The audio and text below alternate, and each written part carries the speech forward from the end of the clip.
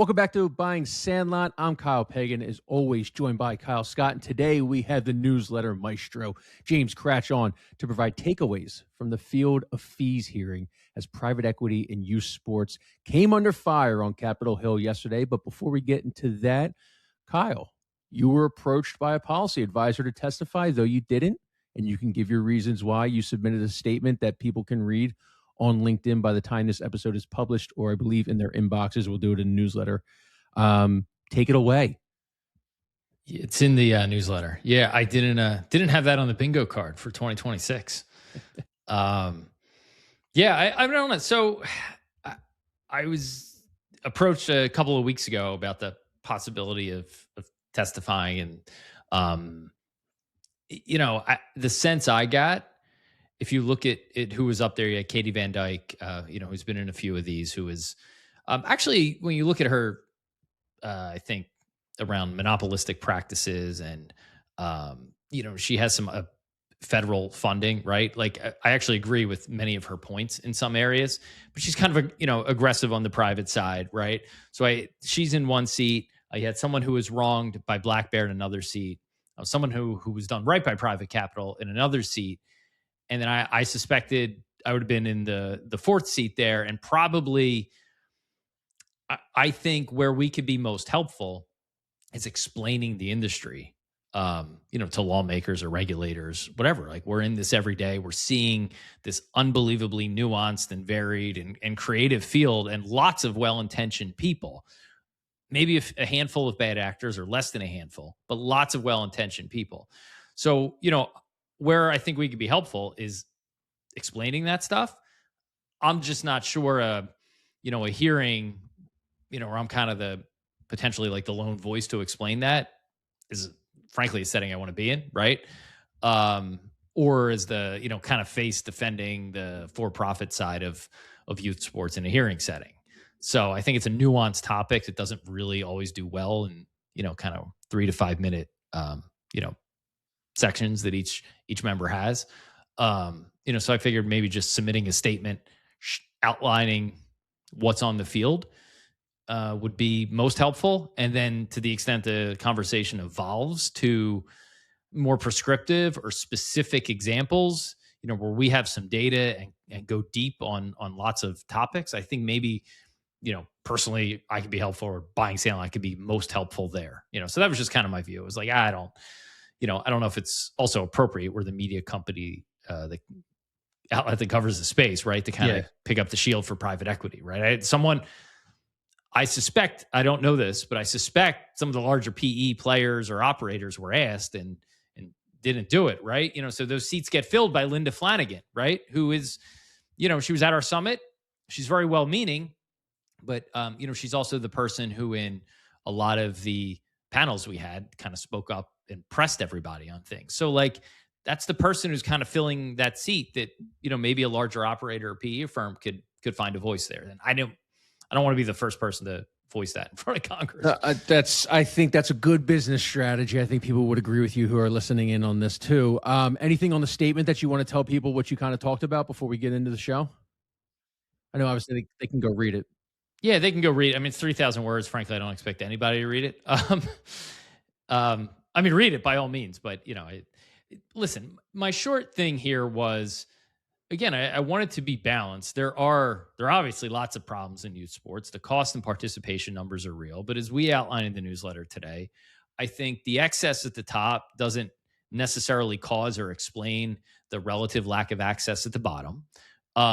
Sports holds up better than other extracurriculars like other clubs and arts in terms of participation among, below the poverty line households, meaning, to me, that indicates that the problem isn't because expensive sports things exist. The other side of that is we have data around clubs and facilities, and by and large, club operators say that their biggest growth constraint and need is facility access, local facility access, not tournament venues. There's plenty of those, right? And then facility operators are like, we need capital to expand and frankly, just like fix problems and do maintenance and things like that. And I think if you take those two things together and then you see all of the federal funding, or government funding, mostly like local and state governments that fund the tournament venues. It's the sports tourism incentive that funds that. But it's also that tourism that drags the average of sports participation way up because families have to travel. And if you really dig into the data, you see that it's the travel aspect that kind of really ratchets up the cost. So ironically, I think governments want to solve the participation and cost issue, but they're subsidizing the tournament venues.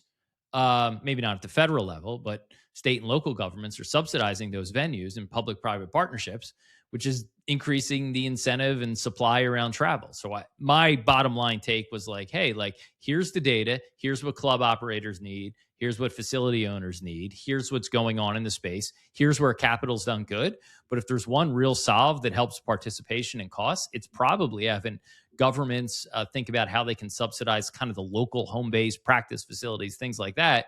And then you could have community, nonprofit, and for-profit programs use those facilities to run everything from intramural to recreational all the way up to elite development, and at a lower cost. If more facilities exist, lower cost, and if you don't need to travel. That was just kind of my takeaway. I guess that wasn't that short. Sorry.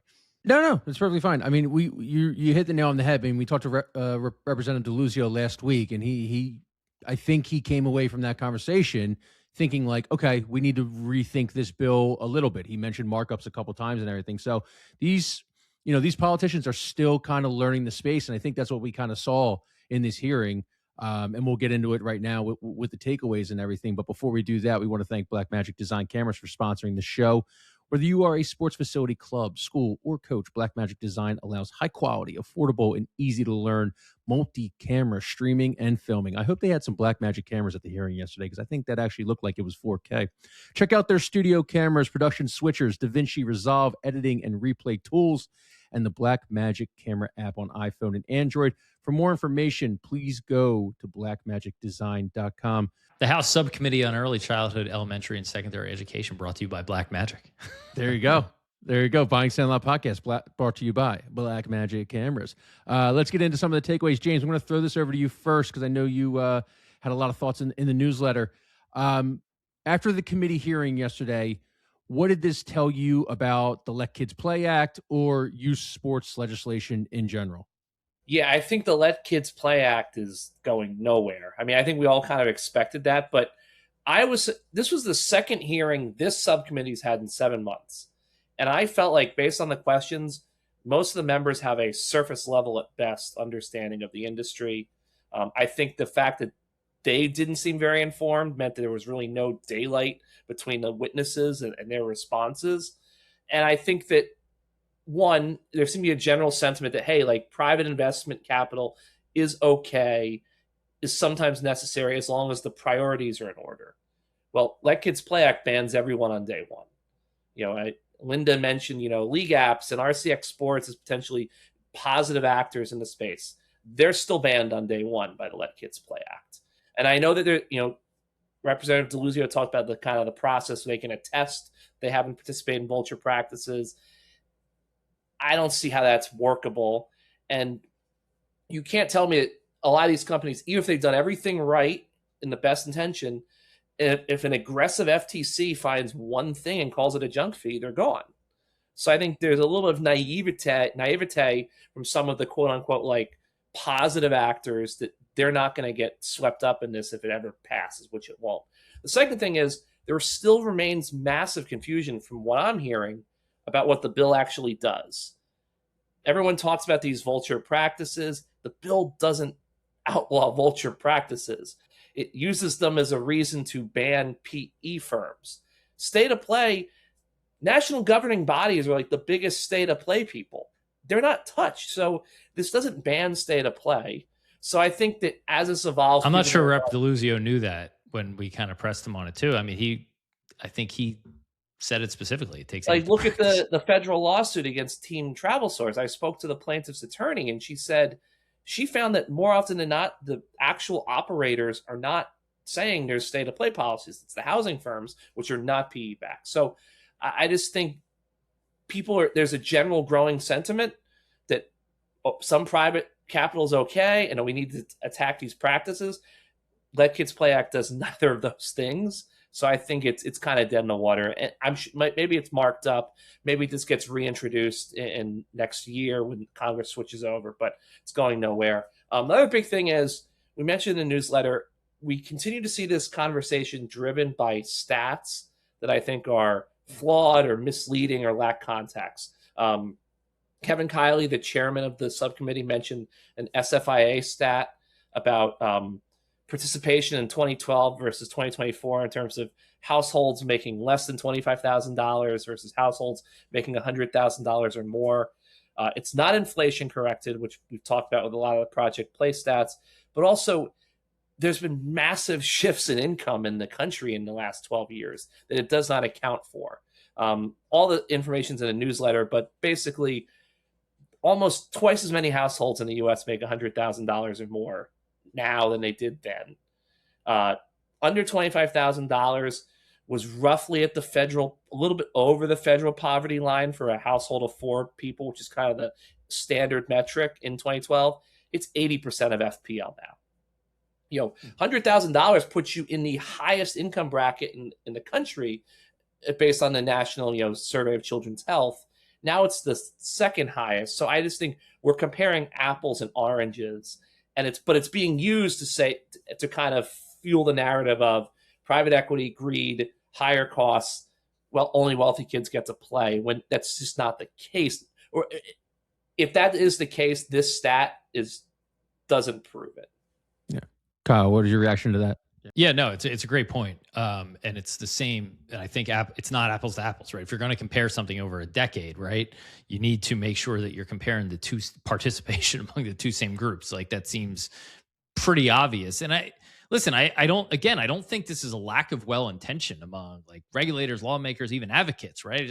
Sometimes you just got to like think a little bit harder about, does this consider inflation? And what does that look like? And it's easy to just sort of pull out the headline number.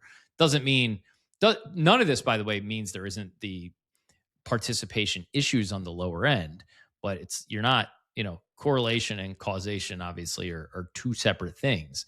And when we look at the national health data, and we dove into this a couple of months ago, it shows the same thing. Like, sports holds up better than other things.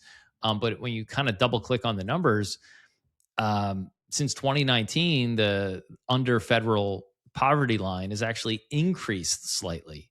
And I know it's like a pretty small rate, but actually at a slightly higher rate than the top end has. Right now, granted, it's coming off a lower base, so it's like easier for it to have a larger participation increase. But again, when you really look at the data, it seems the high end exists, and this travel elite kind of demand circuit, that's actually impacting the cost of like more well-to-do families, right? It doesn't come in spite of the community stuff. And the answer, at least in my view, is it's not an or thing, it's an and, right? You can have that and let that exist and maybe think about ways to rein that in.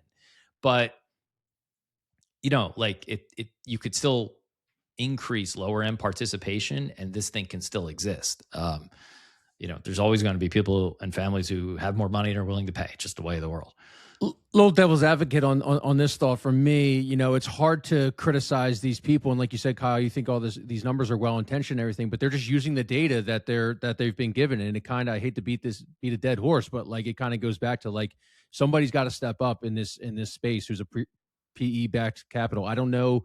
I'm not going to act like I know what goes on in the PE. I don't know if they do PR statements. I don't know how much they go to the news about things and everything, but like, PE might be a little bit different of a world than youth sports is. I think the media coverage is a little bit different than, PE might be. So I think some companies are going to have to step up, these bigger ones.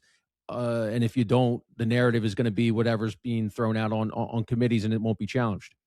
Yeah, I had a conversation with someone earlier this week who said, look, PE as an industry, it's like they want nothing to do with the media. It's like, if an asset gets even a little bit of media coverage, it's like you're coaching up your interns about like how to avoid getting ambushed by a Wall Street Journal reporter, like in the lobby, So like, but this is a totally different industry. I think in many ways it's kind of like when these guys buy sports franchises, like look at David Tepper and the Carolina Panthers. It's like there's been a lot of issues down there because it's like, even Mark, like Mark Cuban when he first bought the Mavericks, it's like you're more accountable. Like the team stinks, you got to talk about like right now. And Steve Cohen and the Mets are horrible. Steve Cohen doesn't want to face the music, but like he has to.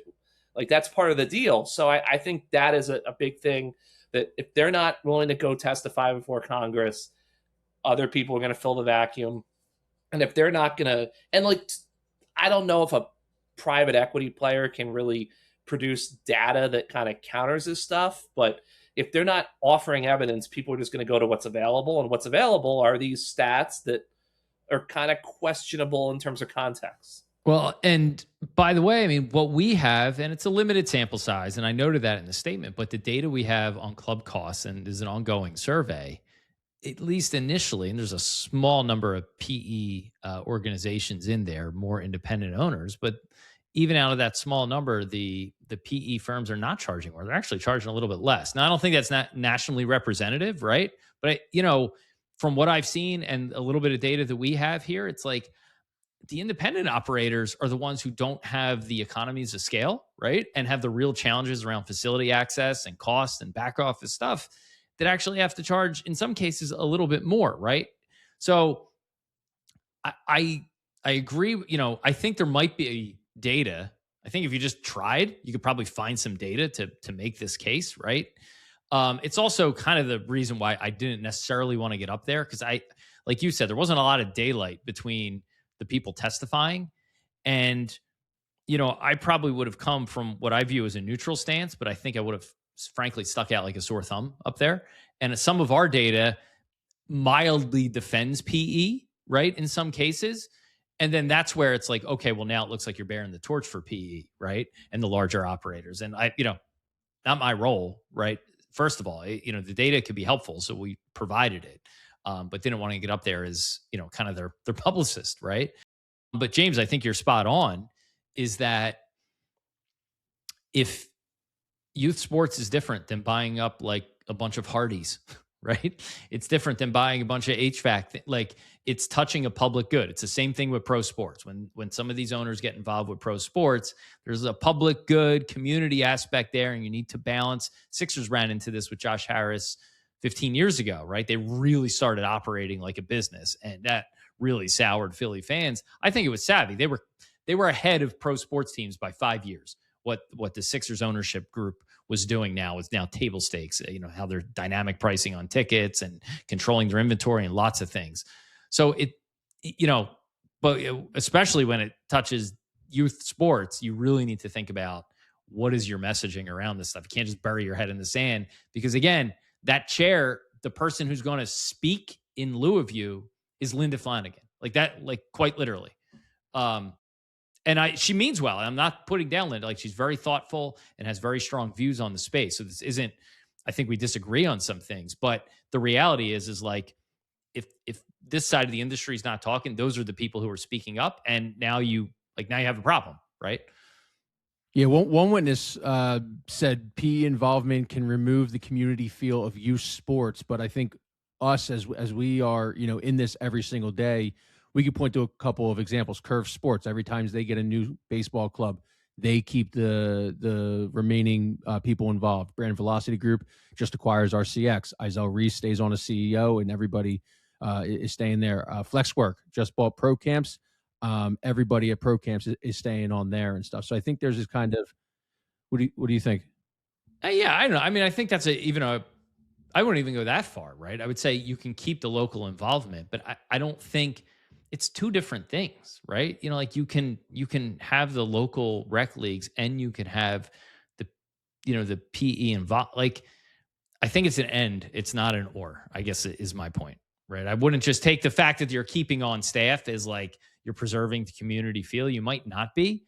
I guess my stronger argument would be like, I think a lot of people love the idea of the community feel, but often like the experience is just fine, right? The range of experience is so wide, as we've talked about. Well, no, because when I'm talking to the Knights Nation guys yesterday about Curve Sports investment and everything, they're keeping on those guys who have built a community, have built a brand, who have built a baseball club over the last 20 years, have sent thousands of people to the D1 and have sent 100 MLB draft picks there. But I took this as a slight, saying that, hey, once PE comes involved or once capital comes involved, there goes the community aspect of it, and that's just not true. That's fair. So That's fair. let's move on. Catherine Van Dyke said Congress should make the private investors behind the leagues liable for deaths and safety violations. James, what was your reaction to that? Yeah, this has been obviously, look, safety is paramount. Like, no one denies that. There has been a little bit of nothing sustained, but a little bit here and there, like this kind of suggesting that PE doesn't care about safety or is scrimping on safety. And I just don't think there's any evidence to prove that. Hey, think about the most recent high profile failings. USSA with the background check and the dad at the tournament where the kid threw into the dugout, and the city of New Orleans completely falling on its face in terms of background checking volunteers. I think that private business probably is more likely to follow strict compliance and have these things taken care of, and have the funding to do this. The other thing too is we continue to talk about safety in youth sports solely through the safe sport lens. And as we've written, there's a massive gap with athletic trainer coverage. The piece we wrote with Go4 on, in-person on-field safety, that's the issue, I think. Obviously background checks are important, compliance is important, but safe sport is not the be-all, end-all. And I think, again, it goes back to these are local community nonprofit, the situation, the high school lacrosse team in Massachusetts, the school completely failed. They had no athletic trainer there. They had no AED there when it was a state law to have an AED there. I don't think a private facility, the best, EAPs in the business are, Lake Point or Grand Campus. That's what I think people are missing in this conversation. It just seems like they're trying to connect two things that aren't really connecting. Totally agree. The safe sport, kind of driven around, that's the adults who are around the kids. Important. My kids tell me I'm a helicopter parent, right? So I'm the most safety conscious guy, right? So I am not diminishing this at all, right? It's the single, to me, it's the single most important thing. But to your point, James, it goes beyond just the parents. It's the physical safety. And when you go to some of these things, I've been a coach in some cases where, kids, especially if they're around the age of 8 in baseball, the range in which how hard kids throw the ball and the ability for other kids to stop that ball before it hits them in the face is probably the widest it can possibly be. You have some kids that can throw and catch and other kids who can't even get the hand-eye coordination to get their glove on the ball. I've seen many a kid take one to the head, and this can be dangerous, right? That is safety, right? The example I'll use literally yesterday, my kids did 2 basketball things yesterday. One, a private camp, right? Nothing elite, recreational fun camp that is run by a for-profit company, and then a community-run rec league in the evening, same day.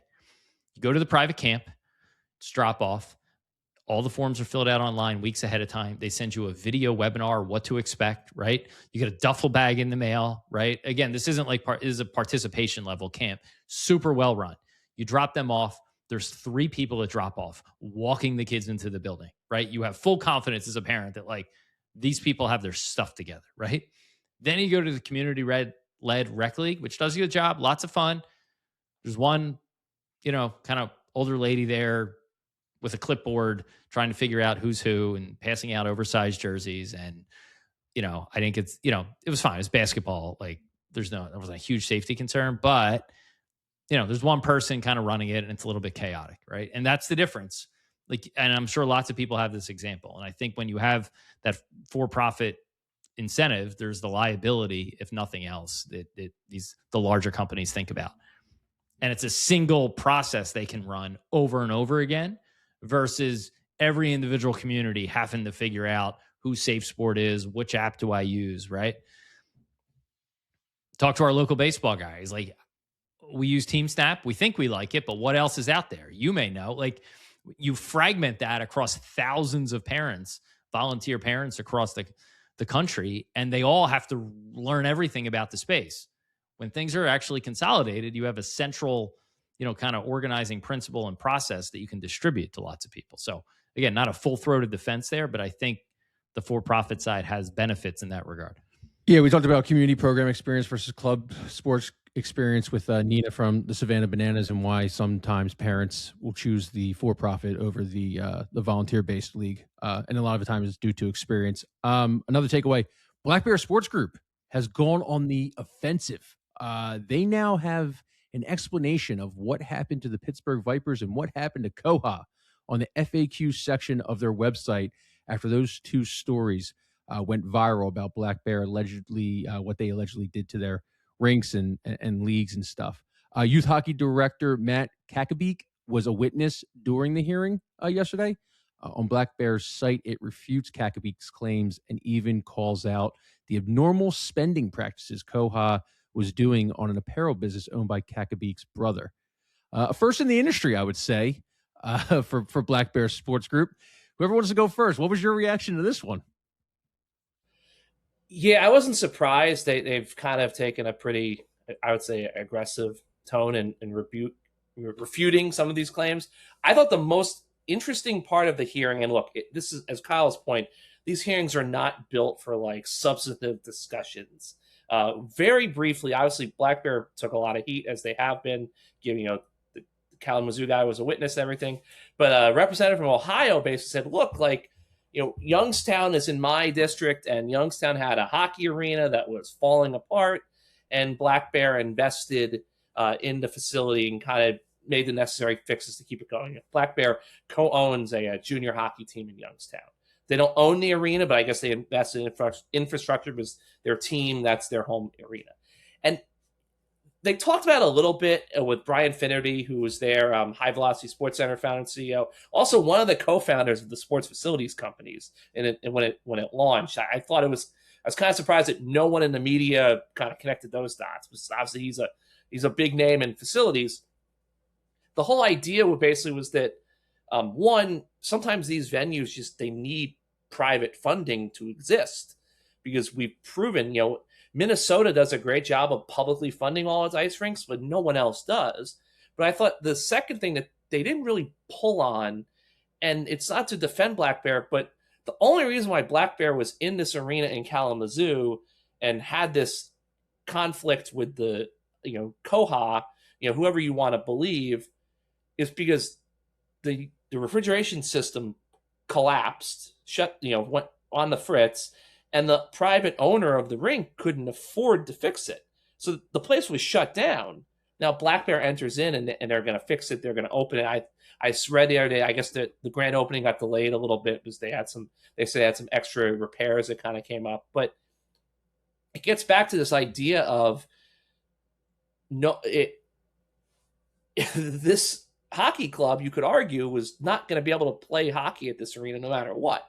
It was just a situation of the place either closed or Black Bear shows up, and Black Bear claims that they have to do these things to kind of make it viable to keep the place running. So I think we keep on dancing around the idea that Black Bear is in everything Black Bear has done starts with the fact that they are buying rinks that are probably going to close otherwise.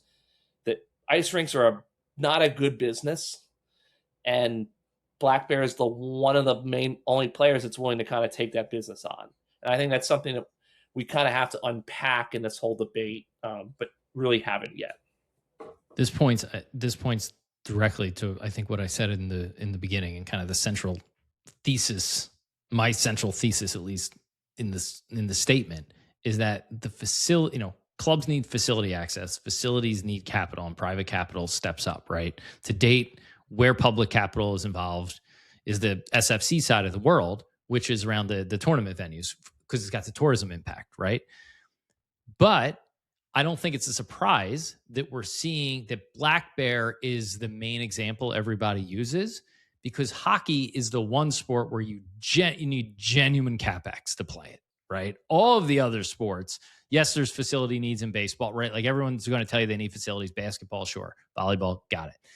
But hockey's the one where it's like you just can't play the game without an expensive facility if it's ice hockey.